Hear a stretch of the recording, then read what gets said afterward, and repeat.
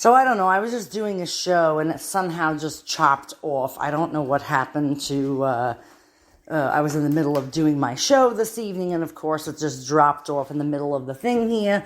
So I don't know what the hell is going on. So I'm going to have to merge the two shows together. So Mistress started talking about age playing earlier. About, for those who are just joining in, I don't know what the hell happened. Like I said, I was doing a show and it somehow didn't really mix well here. So I don't know. I may have to start my show all over again today. It's fucking ridiculous craziness. But here, I'm going to play this real quick.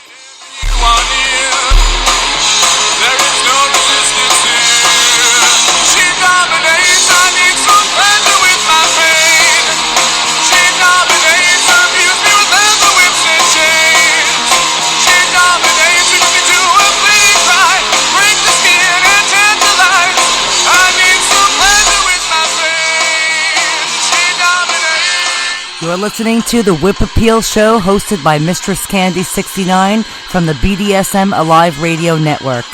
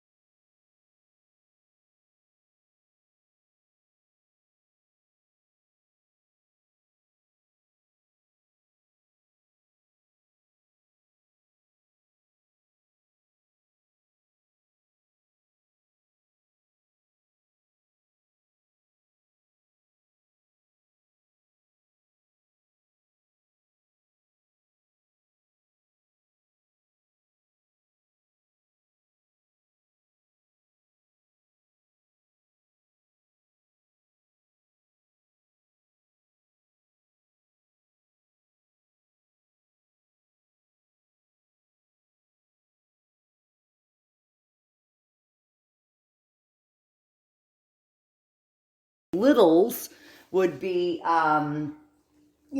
being little. Hold on a second. They would be just little in the place, in the dungeon, and they would be, running around with toys, children's toys, or they had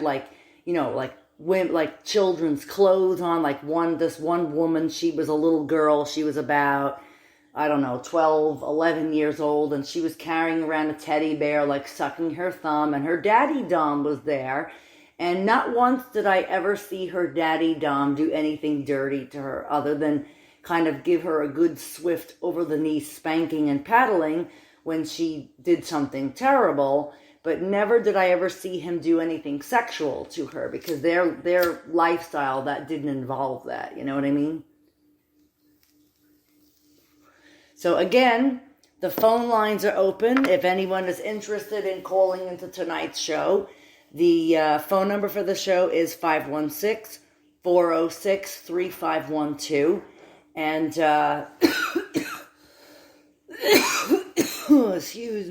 excuse me. Mistress is actually, going to be talking, excuse me. Oh my goodness gracious. Sorry about that. I was a little, coughing a little bit much here today.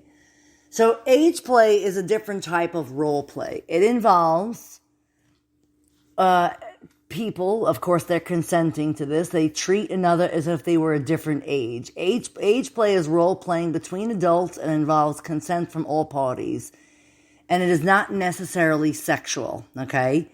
So it basically can be the goal of age play from anything to babies to the elderly, okay?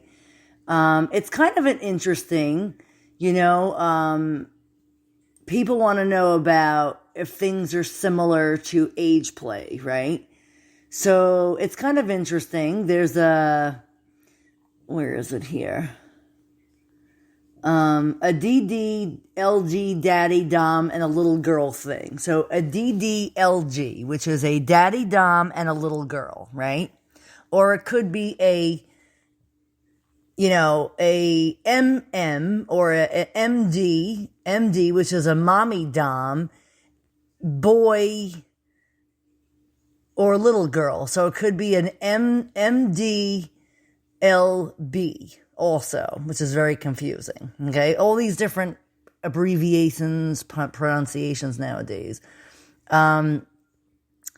It's basically the daddy dominant has a little girl. Now, this girl could be, this is the typical DDLG scenario where you have a daddy dom who is an older fella who has a younger girlfriend, right? Now, the daddy dom could be anywhere from the age of 45, as long as he's older than the submissive girl, okay? And if the submissive girl is younger, then it would still be DDLG, which is daddy dom, little girl. So I've had scenarios where I was the mommy dom with the little boy. So it was an MDLB, okay, which is kind of different. But they basically treat their submissives like little princesses. They have them in pink frilly little dresses. They have them in anything from pink ribbons to girly, you name it, it's all there, all girly stuff. And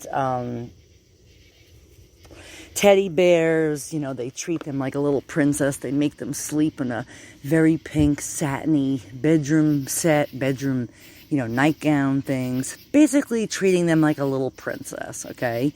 And what they do is they go out in public as a couple like this. Now, whether she may not be dressed as a pretty little satin princess, but she's still his little girl, meaning she'll jump on daddy's lap and daddy will give her hugs and kisses. And, then there are some people who mix sex into the mix, like if they're an actual couple, like a dominant, like an MS couple, or they're really just kinksters that are kind of doing this for fun, and they will go out and have sex with their daddy dom or sex with their mommy dom, depending on the dynamic. Now, not everybody's BDSM type relationship involves sex, because for me, my traditional BDSM lifestyle does not involve sex. I just like the TPE, the total power exchange, and the consent, and the types of plays or scenarios that one could have with a submissive who's willing. But of course, again, my sessions and none of the things I do involve sex whatsoever. So it's kind of an interesting subject when you think about it. Like, because I hear all these people online, like these new subs coming to me. Oh, my prior mistress, jerked me off and then ate out my ass. I'm like, really? I'm like, well, that's not going to be happening in any of sessions or any, like, even fantasy-wise. To me, that's like a blow. That's like somebody approaching you for a BDSM online session, and they're like, oh, I want you to make like you're licking my ass. First of all, there's no mistresses that lick any sub's ass, number one. Number two, if you're a submissive and you want to worship the dominant, you may be licking my ass, because there's no way in hell you're going to be putting your mouth on any part of my body unless I say it's appropriate, which it is not, because my style of domination is CFNM, which is clothed female, naked male. So all the subs and slaves in front of me will be naked and I will be fully dressed. Why? Because I believe dominating somebody with the mind and getting to their mind is more powerful than exposing your body. Now, one thing, you could expose your body if that's the type of thing you're in. Now, listen, mistress, I won't say this, but sometimes in the past, I would like to dominate, my personal slaves, ones I was in a relationship with, wearing like lingerie or something. That's a different story. That's somebody I'm in a relationship with. But if I'm not in a relationship with you, I'm not going to be wearing any lingerie for you. I'm not going to be dominating you unless I'm completely clothed. Why? Because that's more of how I want to perceive myself rather than have someone else perceive me. Because again, if you're new to the scene and you want to become a good, thorough mistress, it's a good idea to learn both sides of the BDSM spectrum or the fence. It's a good idea to become a submissive first, so you understand the roles that submissives play in the dominant's lives, okay? Now, recently again, I think I told you guys 2 weeks ago, I had this fella on Instagram who was messaging Mistress and asking me a bunch of questions, and I said, call into the show. Well, what do you know? He didn't have the guts to call into the show. He pussed out as usual. It's funny. I like to call them keyboard warriors, right? They have all this guts and all this blaze and gusto to ask you a ton of questions online. But when it comes time to give them the opportunity to actually speak to me about their questions, like in person on the phone, and you don't see me per se, but I guess it's just maybe they're afraid. So they'd rather type like a 5-page fucking novel for me to have to fucking read. And then when I go to, say to them, well, hey, how about instead of writing me a novel, just call into the show like you told me you were going to do 2 weeks ago, and I could answer all these questions. Because, it was a lot. I don't mind reading emails, but I don't need to read like fucking pages and pages of novels with submissives asking like a whole bunch of questions, like when you could just ask me online or on the show and it would be easier for me to answer. Because then I wouldn't already know like what you were kind of going to ask. It would be kind of surprising me at the same time. But again, so the person wanted to know how to get in the good graces of a mistress. So like I told this person a couple of weeks ago, I said, well, if you don't really have any experience, it would be a good idea to go find a local dungeon to them and kind of be a houseboy there to kind of feel if they're able to take an order from somebody else or they're able to actually carry out an order, or even to see if that lifestyle is even for them. A lot of you fellas think that serving a dom is all fucking roses. I got news for you. Domestic servitude takes a lot from somebody, okay?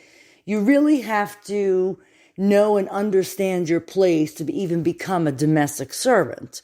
You have to be willing, ready, and able to do what is expected of you without hesitating.